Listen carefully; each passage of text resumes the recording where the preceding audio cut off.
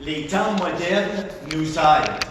Parce que maintenant, nous pouvons avoir 110 ressources qui sont sur la grosseur de l'ongle de votre petit doigt. Et ça va rentrer dans les téléphones cellulaires, les ordinateurs et les tablettes des pasteurs. Et nous travaillons sur ce projet et nous sommes maintenant prêts à offrir ceci la prochaine fois que le Seigneur va me donner la grâce de retourner en Haïti. Mais nous voulons aussi le faire pour des places francophones en Afrique, comme le Togo, ainsi de suite.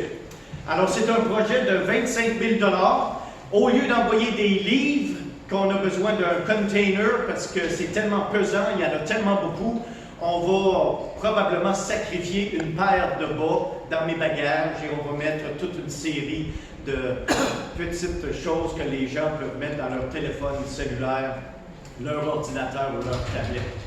Je vous demanderai de prier pour ça. Alors, ceci vous donne un aperçu de ce que nous sommes en train de faire. Et j'ai beaucoup à cœur le peuple haïtien parce que c'est dans la francophonie et c'est en Amérique du Nord. Et je vous demanderai de continuer de prier pour nous dans notre implication en tant qu'organisme BLF Canada. Maintenant, ce matin, j'avais tellement hâte de venir et de vous parler de Jean chapitre 2. En fait, j'ai envoyé mes notes à Pasteur Robert d'avance, lui disant le titre, le passage, pour que les gens puissent être choisis en conséquence du message. Vous avez très bien fait ça. Je vous félicite. Gloire à Dieu. Je commence donc par une question. Et la question est celle-ci. Combien de miracles Jésus a-t-il fait pendant ses 3 ans de ministère sur terre? Combien de miracles Jésus a-t-il fait pendant ses 3 ans de ministère sur terre? Allez-y, levez la main. Vous êtes dans une église baptiste, c'est correct. Vous pouvez lever une main. Peut-être pas les deux, mais au moins une. Oui, combien? 10. 10? 36. 36? La résurrection le 37e. Il faut faire attention, ce matin, il y a plusieurs pasteurs dans la salle. Il y avait une dame en arrière, je crois. 120. 120? Wow! Wow! On a besoin d'entendre le sermon sur Jean 2 ce matin, les amis. Eh bien, l'évangile de Jean, chapitre 21, verset 25, ainsi que verset 31, nous dit ceci, que tout ce que Jésus a fait, si ceci serait écrit, le monde entier ne serait pas suffisant pour contenir ce qu'il a fait. Amen. Alors, Amen. nous devons prendre et faire une application de ce passage. Lorsque vous lisez dans les Écritures quelque chose qui a été écrit, vous devez toujours vous dire, sans exception, que ce qui est écrit dans la Bible, c'est la crème, de la crème, de la crème, de toutes les crèmes. Amen. Et tout ce qui aurait même pas contenu dans le monde entier a été réduit à 66 petits livres. Alors, quand vous lisez la parole de Dieu, vous êtes avec un cœur de sincérité, demandez à Dieu, Seigneur, éclaire-moi, ouvre les yeux de mon cœur pour que je puisse comprendre ce que tu veux me dire. Parce qu'avec les Saintes Écritures, qui est la crème de toutes les crèmes, le Seigneur veut nous parler ce matin. Et à toutes les fois que vous lisez la parole de Dieu, le Seigneur veut vous parler. Pour cette raison, nous allons lire bientôt le texte de Jean chapitre 2, versets 1 à 11. Mais en attendant et pendant que vous tournez dans ce passage, Jésus est certainement un personnage des plus uniques qui n'ait jamais existé à travers le monde entier.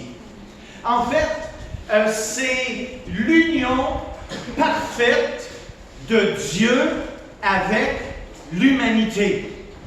Et les théologiens appellent cette union l'union hypostatique de Christ. C'est-à-dire que Christ est parfaitement parfaitement Dieu et parfaitement homme. Et cette union s'appelle l'union hypostatique de Christ. Ce n'est pas surprenant que les 12 premiers chapitres de Jean traitent de sa divinité, alors que chapitre 13 à 21 de Jean traite de son humanité. Jean nous donne 7 images qui nous donnent les miracles dans le chapitre 1er au chapitre 12 de Jean. Et ces 7 miracles sont là pour nous communiquer 7 aspects de la divinité de Jésus. Matthieu, dans son évangile, nous présente 20 miracles. Et lui, Matthieu, veut démontrer que Jésus est le Messie.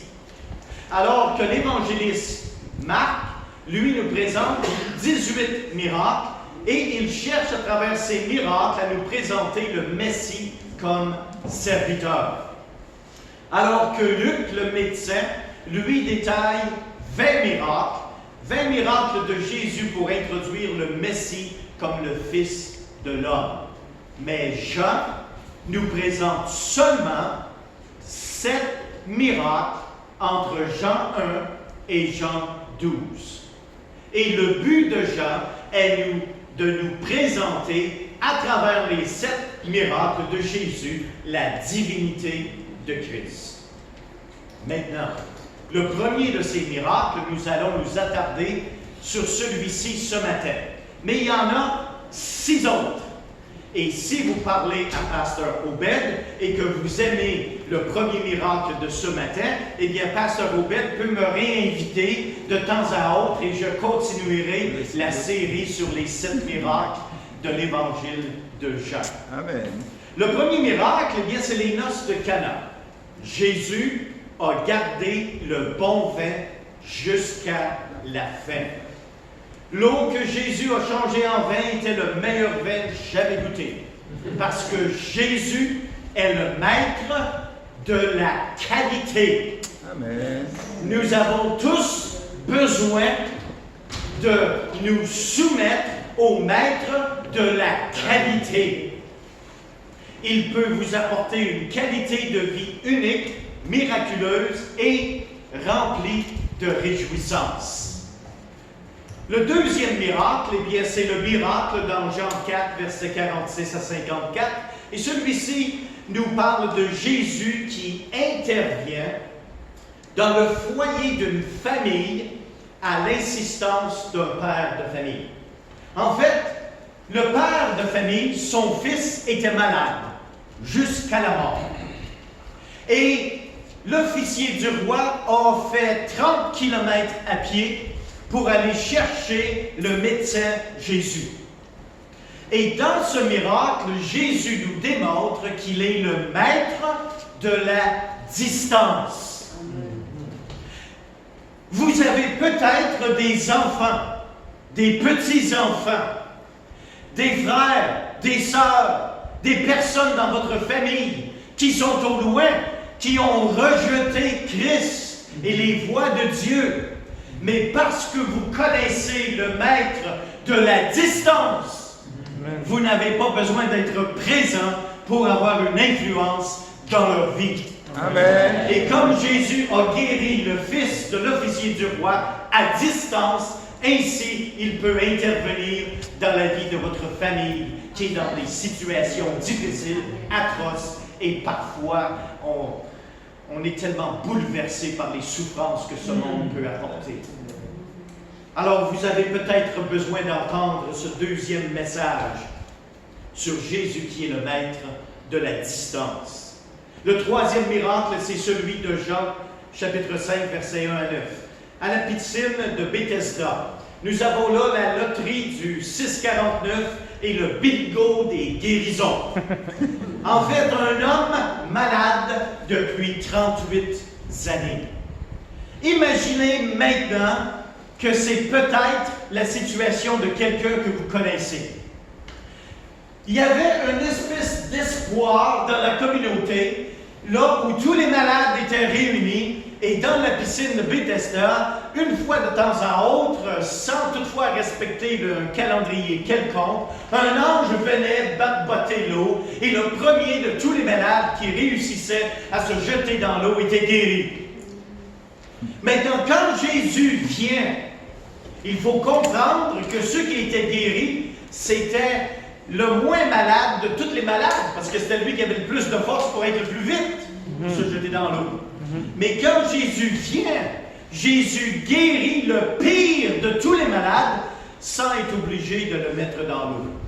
Pourquoi? Parce que dans ce texte, nous voyons que Jésus est le maître du temps. Peu importe, malgré la durée de temps que nous avons porté un fardeau ou un problème irrésolu, le maître s'intéresse à nos limitations. Les choses qui nous semblent impossibles à résoudre parce que ça fait tellement longtemps que nous les vivons, nous avons les mêmes problèmes et personne ne peut nous aider. Alors vous avez besoin de rencontrer le maître du temps. Jean chapitre 6, c'est le miracle de nourrir 5000 hommes à un pique-nique non planifié avec 5 pains et 2 petits poissons. 5000 hommes à nourrir, sans compter les femmes et les enfants, ce qui ferait probablement dans les environs de 15 000 personnes. Les McDonald's sont fermés, les Wendy ne sont pas ouverts, c'est la journée de congé des disciples et vous avez 15 000 personnes à nourrir. Mesdames, vous avez tout un défi. Mais Jésus a donné le défi aux disciples, il a demandé aux disciples, vous allez faire quoi pour nourrir ce monde? Et André est arrivé, il dit, Seigneur, voici ce qu'on a. 5 pains et 2 petits poissons. Mais vous savez quoi? Dans ce miracle, Jésus nous démontre qu'il est le maître de l'impossible. Quelle que soit la situation impossible à laquelle vous faisiez face aujourd'hui, quelle que soit la montagne qui vous écrase, Jésus est le maître de l'impossible. Et Jésus ne nous demande jamais de faire quoi que ce soit que nous ne sommes pas capables de faire. Mais par contre, Jésus va vous demander de lui soumettre ce que vous avez, aussi peu que ceci peut être. Amen, amen. Même si c'est juste 5 pains et 2 poissons. Pourquoi? Parce qu'il est le maître de l'impossible. Amen. Le 5e miracle, c'est dans Jean chapitre 6, c'est le miracle d'une tempête épeurante. Les disciples étaient sans Jésus et ils étaient exposés aux éléments de la vie, la tempête. Ils avaient peur et étaient totalement impuissants de faire quoi que ce soit. Lorsque Jésus est entré dans la barque, la tempête s'est arrêtée et ils sont arrivés immédiatement à leur destination. Pourquoi? Parce que Jésus est le maître de toutes les tempêtes. Je vous fais remarquer que dans ce texte, c'était Jésus qui a demandé aux disciples d'aller de l'autre côté et de traverser. Et quand les disciples sont partis, il n'y avait pas de tempête. Et parfois, pour nous dans la vie, le Seigneur nous demande de faire quelque chose. Nous savons que nous sommes dans sa volonté, alors nous y allons. Et en plein milieu de la volonté de Dieu, une tempête féroce maintenant est sur nous. Qu'allons-nous faire? Nous avons besoin de faire place dans notre bateau au maître de tous les tempêtes. Et quand nous permettons à Jésus de venir dans nos vies et d'embarquer dans notre barque, Jésus calme la tempête et nous amène de l'autre côté, là où il avait l'intention de nous envoyer. Amen. Parce qu'il est le maître de toutes les tempêtes. Amen. Le 6e miracle, c'est le miracle de l'homme qui était né aveugle. Jésus est le maître de vos handicaps. Nous avons tous des handicaps. Amen. Nous avons tous des limitations. Ah, vous savez, il n'y a pas personne qui a une santé parfaite. Si vous pensez que vous avez une santé parfaite, attendez 60 ans. Des problèmes. Alléluia. Vous le garantis. Vous allez avoir besoin d'un médecin tôt ou tard. Et souvent, avant de mourir, vous êtes mourant pour longtemps. C'est la réalité. Si seulement on veut s'humilier au point de reconnaître qu'on a tous des limitations, mais le Seigneur peut travailler avec ces limitations pour sa gloire. Pourquoi? Parce que chacun des miracles que Jésus a fait dans Jean 1 à Jean 12, c'était pour démontrer sa divinité et son pouvoir en tant que Fils de Dieu.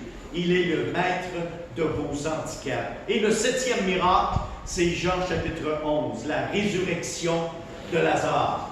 Marthe blâma Jésus pour ne pas être venu plus tôt.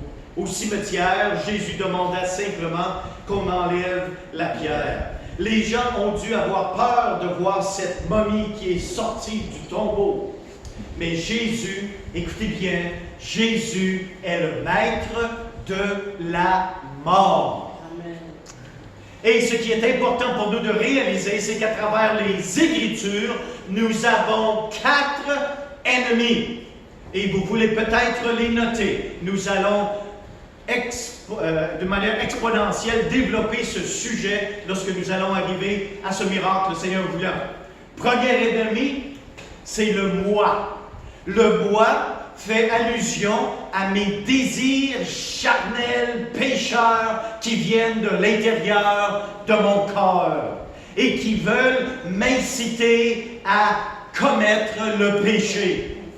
Et même si je suis sauvé par grâce, je suis toujours un pécheur et j'ai toujours ma nature charnelle. Ça, c'est le premier ennemi. Et lorsque nous arriverons à ce passage, à ce message, nous allons vous donner les secrets, comment avoir la victoire sur cet ennemi. Le deuxième ennemi, c'est le monde. Le monde, c'est ce qui vient de l'extérieur, qui cherche à nous influencer de péché. Alors, nous avons les influences qui remontent de notre propre cœur. Nous avons l'influence qui nous vient du monde et des choses mondaines. Et le troisième ennemi, c'est le malin. Le malin, lui, a des flèches. Et il a l'expérience de plusieurs milliers d'années. Et il va s'amuser à lancer des flèches en votre direction. Et éventuellement, une de ces flèches va coller. Vous allez être sérieusement tenté. Alors que la tentation n'est pas un péché, mais de succomber à la tentation, c'est un péché, le malin sait très bien qu'en continuant de lancer des flèches dans votre direction, éventuellement, une de ces flèches va vous atteindre et va vous inciter à pécher. Amen. Le quatrième ennemi, c'est la mort. Et le seul moyen d'avoir la victoire sur la mort, c'est la résurrection. Jésus-Christ lui-même était le premier ressuscité des morts, mais il a dit, il y en a beaucoup d'autres à venir. Alors nous avons 4 ennemis. Nous avons le bois, le monde, le malin et la mort. Maintenant, j'aimerais qu'on puisse s'attarder dans le temps qui nous reste dans Jean chapitre 2, versets 1 à 11. Et j'aimerais lire ce texte pour vous. 3 jours après, souvenez-vous maintenant, souvenez-vous, nous sommes en train de lire un texte sacré.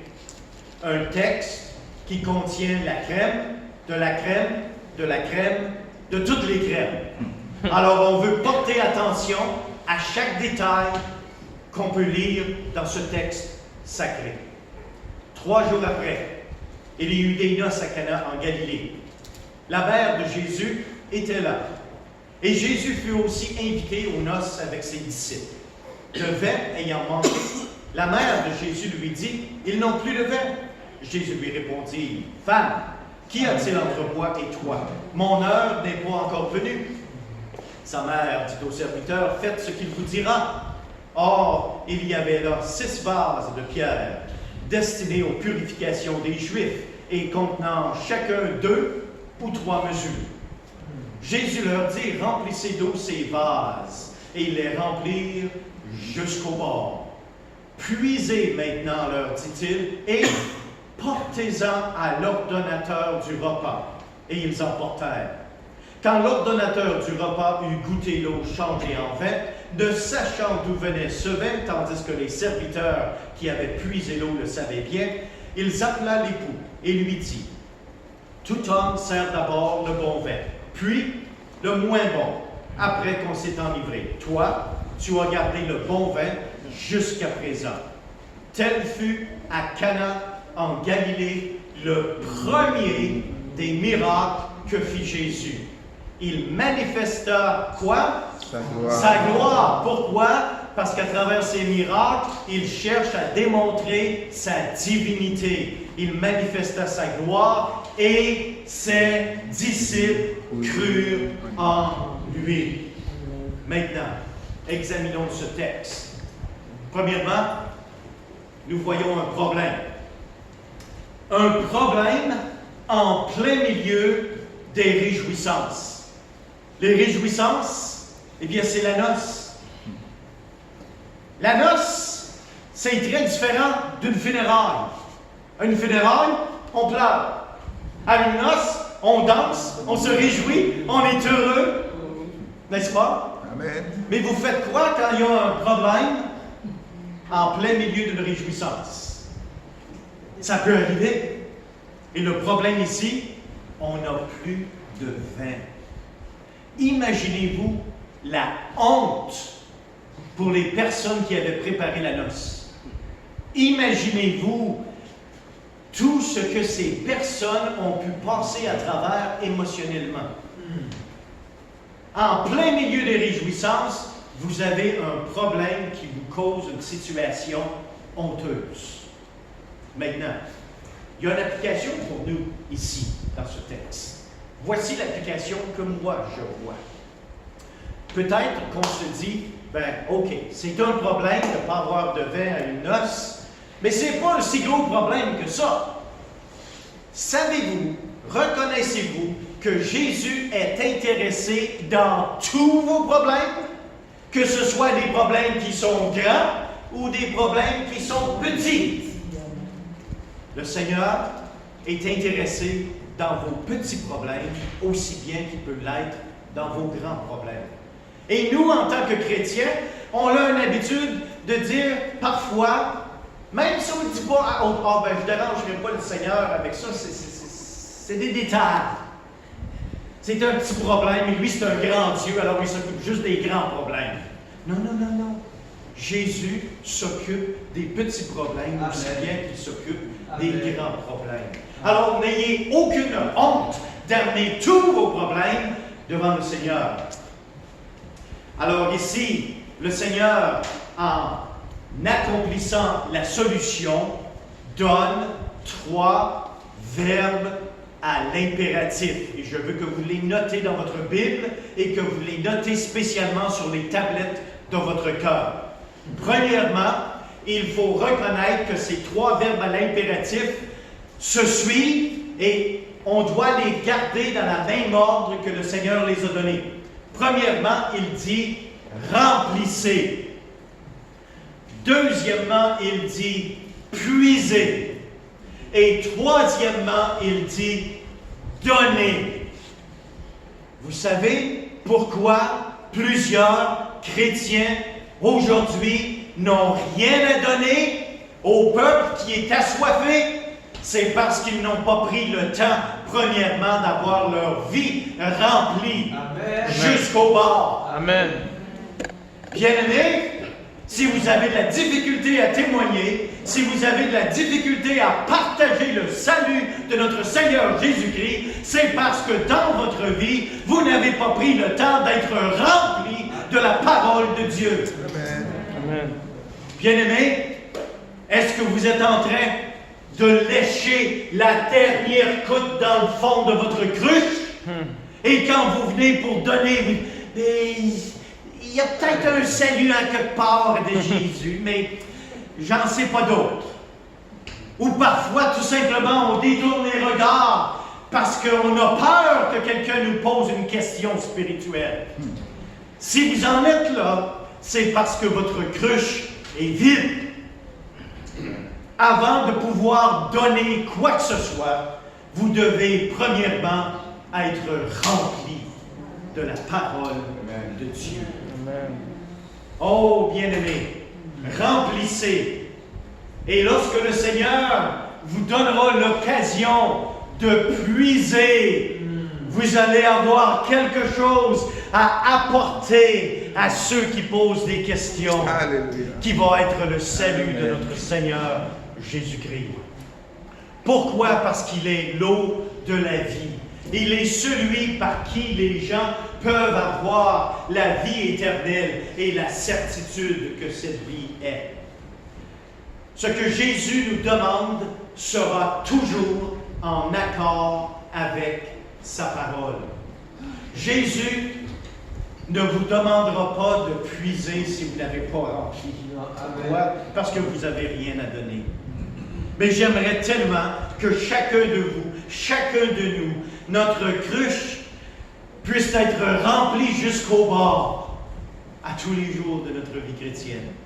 Et lorsque le Seigneur nous donnera une occasion, nous avons tout simplement qu'à puiser et tout simplement qu'à donner librement. Et ça devrait être la devise de chacun de nous. Ce que Jésus nous demande de faire sera selon la mesure de notre capacité. Le Seigneur ne nous demande jamais de faire quoi que ce soit s'il ne nous a pas premièrement donné la capacité de le faire. Souvenez-vous par exemple du miracle de Jésus dans Jean chapitre 21, qui était la pêche miraculeuse, mais la deuxième pêche miraculeuse, parce que la première est arrivée au début quand Jésus a choisi ses disciples, mais la deuxième pêche miraculeuse est arrivée après la crucifixion, après la résurrection, après que les disciples ne crurent pas qu'il soit ressuscité des morts. Et maintenant, Pierre dit, moi je m'en vais à la pêche, ils s'en vont à la pêche, et ils pognent absolument rien. Vous savez, qu'est-ce que Jésus voulait enseigner aux disciples? Il voulait leur enseigner une leçon de français. Ah, oui, c'est dans le texte. Une leçon de déjà vu. Les disciples qui vont à la pêche pendant toute la nuit et ils prennent rien. Mais il semble que ça s'est déjà passé dans le passé, cette affaire de même. Jésus est sur le rivage, puis il dit, petits enfants, quand le Seigneur est obligé de nous enseigner une leçon de français, une leçon de déjà vu, et nous ramène au premier point de départ, parce que nous refusons de croire en lui. Et le Seigneur dit à nous, comme il a dit à ses disciples, petits enfants. Les disciples, si ça aurait été moi, le maître, j'aurais dit, Seigneur, envoie l'archange Michael qui efface ça de la face de la terre, puis je veux 12 nouveaux disciples, on va recommencer à neuf. Non. Jésus appelle ses disciples désobéissants et les appelle petits enfants. Oh, quelle tendresse d'un papa qui nous aime et qui veut que nous puissions venir vers lui. Il dit, votre problème, mes chers disciples, c'est parce que vous êtes tous gauchers. Vous êtes gauche. Parce qu'il avait pêché du côté gauche du bateau toute la nuit. Quand le Seigneur vient, il dit, jetez le filet du côté droit. Ça veut dire qu'ils ont pêché du côté gauche du bateau toute la nuit. Et parfois, avec le Seigneur, on est tellement proche de la solution. Amen. Mais on en manque. Amen. Parce qu'on n'a pas suivi le commandement de Jésus. Amen. Quelle est la distance? La distance entre une réussite complète et un désastre total. Vous connaissez la distance entre les deux? Seulement l'épaisseur du bateau. La gauche et la droite. À gauche, il n'y en a pas de poissons. À droite, il y en a 153 grands poissons. Mais bateau des fois qu'on est épais. Ça nous prend du temps à comprendre et à suivre les directions du Seigneur. Hey, vous savez, le Seigneur ne nous demande jamais de faire quelque chose, quoi que ce soit, sans qu'il nous en ait d'abord donné la capacité. Le Seigneur a donné les poissons, mais les disciples ont dû tirer les filets. Amen. Oh, wow! Quelle beauté! Vous voulez être béni de Dieu? Bien, On ne peut pas se permettre d'être des lâches. Parce que la lâcheté, c'est un péché qui conduit en enfer, selon Apocalypse chapitre 21, verset 8. Les lâches n'hériteront pas le royaume de Dieu. Alors quand Dieu veut devenir partenaire avec nous dans ses miracles, il s'attend que nous allons participer de toute notre capacité qu'il nous a premièrement donnée. Mais jamais qu'il va nous demander de faire quoi que ce soit si nous n'avons pas cette capacité. Alors si le Seigneur te demande de faire quelque chose aujourd'hui, c'est parce qu'il t'en a donné la capacité. Amen. Ce que Jésus nous demande de faire sera toujours avec quelque chose que nous avons à la portée de la main. Vous vous rappelez dans l'histoire que nous avons lu les cruches vides? Ceci parle à mon cœur parce que quand j'étais jeune et que j'allais à l'école, je n'étais pas très bon. Et ça, c'était au Québec. Au Québec, on a une expression quand quelqu'un va à l'école et qu'il n'est pas bon. On dit, mais il est bien cruche, celui-là. Je ne sais pas si vous avez déjà entendu ça, mais moi, je l'ai entendu en grandissant. Quelqu'un qui est cruche, c'est quelqu'un qui ne connaît pas grand-chose. Mais savez-vous que Jésus a utilisé des cruches? Il y avait des cruches de 2 mesures, puis il y avait des cruches de 3 mesures. Ça a fait du bien à mon cœur, parce que Jésus a utilisé cette cruche. Et cette même cruche, par la grâce de Dieu, a réussi d'aller à l'école biblique pour avoir un bac en éducation religieuse et 4 maîtrises dans différents domaines. Ça, c'est une cruche qui a été remplie avec l'eau du Seigneur Jésus-Christ et qui maintenant peut être utilisée par Dieu à plusieurs endroits pour amener le fait que Dieu travaille avec toutes sortes de cruches. Amen. Vous et moi, sans Christ, nous sommes tous des cruches vides. Mais une fois que nous avons été remplis de l'eau divine jusqu'au bord, notre potentiel pour la gloire de Dieu peut maintenant éclater partout où nous allons. Et je vous fais remarquer, bien-aimés, que le Seigneur a dit, remplissez jusqu'au bord. Jusqu'au bord veut dire à son plein potentiel. Est-ce que aujourd'hui tu travailles pour Christ à ton plein potentiel ou tu lui donnes seulement une demi-mesure? Juste assez pour bien paraître. Juste assez pour ne pas avoir une visite du pasteur ou des diacres ou des anciens qui viennent t'achaler à la maison parce que tu t'assieds en arrière et tu ne fais rien dans l'église. Vous savez, c'est possible pour n'importe qui dans la vie chrétienne de servir le Seigneur, mais avec un esprit de médiocrité. Oui, on en fait, mais on ne s'énerve pas avec ça. Oh, le Seigneur a dit que nous devons l'aimer de tout notre cœur, de tout notre âme, de toute notre pensée. Le Seigneur il veut que chaque mesure, que ce soit une 2 mesures ou que ce soit une 3 mesures, que nous soyons remplis jusqu'au bord et que nous travaillons pour lui à notre plein potentiel. Oh, vous savez, les amis, peut-être que vous regardez ce passage et vous dites, oui, mais moi je suis juste un 2 mesures. Et j'aimerais être un 3 mesures. Qu'est-ce qui est important là? C'est pas que vous soyez un 2 ou un 3. C'est que vous soyez remplis jusqu'au bord. Amen. Et le Seigneur s'occupera bien de vous donner les récompenses que vous méritez selon la mesure qu'il vous a accordée. Amen. Selon votre plein potentiel. Et ça, bien aimé, c'est quelque chose qu'on doit reconnaître à travers les Saintes Écritures. Ce que Dieu nous demande de faire implique toujours de mettre notre foi en lui. Amen. Et ce que Jésus nous demande de faire témoigne de notre foi aux autres. Vous savez, un des résultats de ce miracle, c'est que les disciples ont cru en Jésus. Ces mêmes disciples ont travaillé avec Jésus pendant 3 ans de ministère. Ces mêmes disciples ont plus tard travailler comme missionnaires. Et ces mêmes disciples ont également écrit beaucoup du Nouveau Testament que nous avons aujourd'hui. Alors, le fait que ces disciples ont cru continue aujourd'hui de nous bénéficier.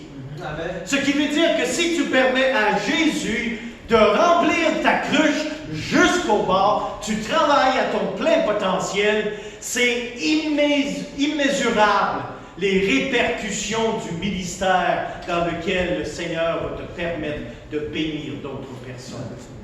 Parce que ça se multiplie. Oh, une solution au problème avec des résultats différents. Jésus est le maître de la qualité. Écoutez bien ceci. Souvent, nous appelons, Jean chapitre 2, le miracle de l'eau changée en vin. De changer l'eau en vin n'est pas un miracle. Écoutez bien ceci, c'est très important. De changer de l'eau en du vin n'est pas un miracle. Parce que je peux changer l'eau en vin et mon nom n'est pas Jésus. Et si vous voulez, vous pouvez changer l'eau en vin et votre nom n'est pas Jésus non plus. Et en plus, même les gens qui ne croient pas en Dieu peuvent changer l'eau en vin. Et leur nom n'est certainement pas Jésus. Voici comment ça se déroule. L'eau, par la pluie, tombe du ciel, va dans les racines de la vigne, produit le raisin, que nous cueillons une fois qu'il est mûr, que nous écrasons, que nous piétinons, ou peu importe la méthode, que nous mettons dans une bouteille et nous attendons pendant 50 ans, et maintenant, qu'est-ce que nous avons fait? Nous avons changé l'eau en vin. Tout simplement. Alors, on doit se poser la question suivante. Si ce n'est pas un miracle de changer l'eau en vin, alors quel est le miracle qui démontre la divinité de Jésus dans le texte de Jean chapitre 2? Je vous explique. Écoutez bien, c'est très important. Ce qui peut prendre des années à l'homme pour accomplir quoi que ce soit et obtenir des résultats médiocres, Jésus peut le faire en un instant avec des résultats parfaits. Pourquoi? Parce qu'il est le maître de la qualité. Amen. Alors je vous demande aujourd'hui, quel est le problème auquel ça fait peut-être plusieurs années que tu travailles à résoudre? C'est le temps aujourd'hui de venir au maître de la qualité, de lui soumettre le problème et de dire, Seigneur Jésus, je veux te remettre ce problème parce que tu es le maître de la qualité. J'ai besoin que dans un instant, tu prennes soin de ce problème pour moi. Et maintenant, c'est plus ton problème. Non. C'est son problème. Amen. Parce que vous êtes son enfant. Alors, pourquoi pas lui transférer les problèmes? Et vous allez bénéficier du résultat. Et ça va avoir très bon goût. Ça va avoir très bon goût de lui avoir simplement donné le problème et dire, Seigneur, maître de la qualité, je te remets ce problème dans ma vie. Oh, le Seigneur Jésus veut tout simplement que nous tournions le visage vers lui. Je vous demande ceci ce matin. Nous avons vu plusieurs illustrations que nous avons fait application à nos vies. Jésus s'occupe de tous nos problèmes, même les petits problèmes, qui nous causent une honte publique. Jésus s'occupe aussi, si nous le laissons faire, de remplir nos cruches vides, nos vies. Et lorsque viendra le temps de puiser pour que nous puissions donner, alors nous aurons quelque chose à puiser dans le but de donner à quelqu'un d'autre. Mais en plus de ceci, le Seigneur veut que nous travaillions pour lui à notre pleine mesure, peu importe la grosseur de la mesure. Il y a des gens qui sont capables de faire de grandes choses et d'autres sont capables de faire des choses qui sont très utiles pour la gloire de Dieu, mais qui sont moindres. C'est pas là qu'est la question, les amis. C'est vraiment pas là qu'est la question. La question est simplement, est-ce que toi, tu travailles au plein potentiel que Dieu t'a donné? Et si la réponse est oui, lève-toi et dis, Seigneur, gloire à ton nom, parce que je veux être efficace à mon plein potentiel que tu m'as permis d'être. Et le Seigneur Jésus-Christ peut utiliser chacun de nous si seulement nous le laissons faire. Bien-aimés, vous avez une opportunité ce matin. Vous avez l'opportunité d'examiner vos vies. Oui, je suis pasteur. Il y a quelques pasteurs qui sont ici, mais vous savez quoi? Il n'y a aucun pasteur sur terre qui n'a le pouvoir de regarder dans ton cœur. Amen. Et de savoir ce que tu as besoin. Amen. Tout ce que nous pouvons faire, c'est de vous encourager, de vous stimuler à venir au maître de la qualité. Amen.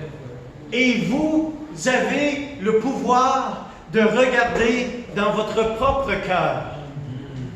Et Dieu a ce même pouvoir. Alors la décision est vraiment entre toi et Dieu. Mais tu dois ce matin prendre une décision. Pose-toi les questions suivantes. Est-ce que je permets à Dieu de résoudre mes problèmes? Est-ce que je lui ai donné tous mes problèmes, petits et grands? Est-ce que je suis rempli dans ma vie spirituelle jusqu'au bord?